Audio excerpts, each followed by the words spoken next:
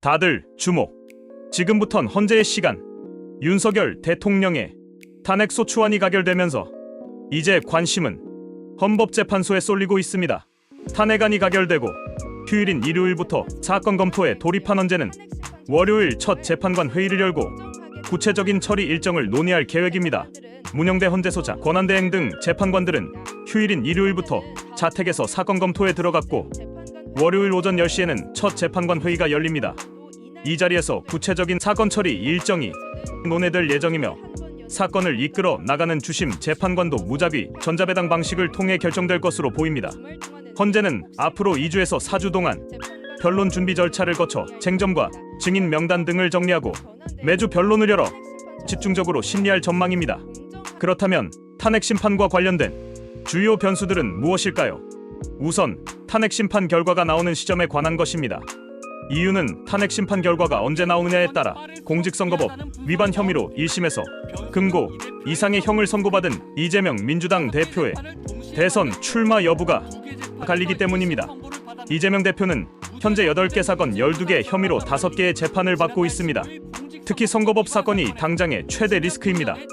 이 대표는 지난달 1심에서 징역 1년의 집행유예 2년의 의원직 상실형을 선고받았습니다.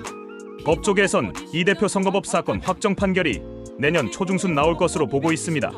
이른바 633 원칙으로 선거법 위반 사건 재판 1심은 기소 후 6개월 이내, 2심과 3심은 각각 3개월 이내에 하도록 한 규정 때문입니다. 이대로면 내년 5월께 확정 판결이 내려집니다.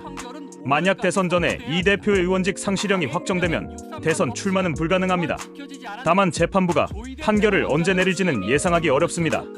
1차 탄핵안이 발의된 시점에 국민의힘 측에선 이재명 민주당 대표에게 정권을 그대로 헌납할 수 없다며 탄핵안 가결 시점이라도 늦춰보기 위해 당론으로 투표 불참을 선언했던 이유가 여기에 있습니다. 헌법재판소법 제38조에 의하면 헌법재판소는 심판사건을 접수한 날부터 180일 이내에 종국 결정의 선고를 하여야 한다 라고 명시되어 있습니다. 전례를 보면 사건 접수부터 선고까지 노무현 전 대통령 탄핵안은 63일 만에 기각됐고 박근혜 전 대통령 탄핵안은 91일 만에 인용됐습니다. 심판기간을 모두 소진한다면 선고는 6월에 나오게 되지만 헌재는 탄핵 심판 절차를 되도록 신속히 집행한다는 방침입니다. 두 번째 사안은 현재 헌법재판소의 재판관 구성에 관한 것입니다. 헌법재판소법 제3조에 의하면 헌법재판소는 9명의 재판관으로 구성한다 라고 되어 있습니다. 하지만 현재 헌법재판소의 재판관은 6명뿐입니다. 이 가운데 윤석열이 지명한 건 정영식 재판관이 유일합니다. 고위법관 출신으로 뚜렷한 보수 성향으로 분류됩니다. 남은 재판관 3명에 대한 임명을 진행한다고 국회에서 논의되고 있습니다.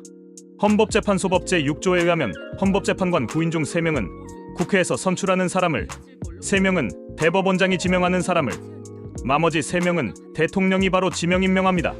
현재는 국회 몫의 3명은 공석인 상태이며 민주당이 추천한 정계선 서울서부지방법원장, 마은혁 서울서부지법 부장판사는 진보, 국민의힘이 추천한 조한창 변호사는 중도보수 성향으로 분류됩니다.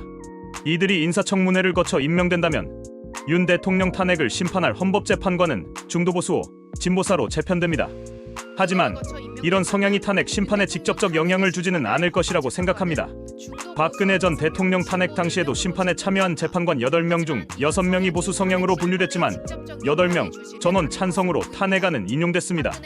현재 헌법재판관들이 성향을 떠나 합리적 판단을 할 인물이라는 게 법조계 중론일 뿐더러 탄핵 심판에 대한 결과는 후대의 길이 남을 판결이라는 점에서 사안의 중대성과 비상계엄 사태의 위헌성을 엄격하게 따져 결론에 이를 것으로 보입니다.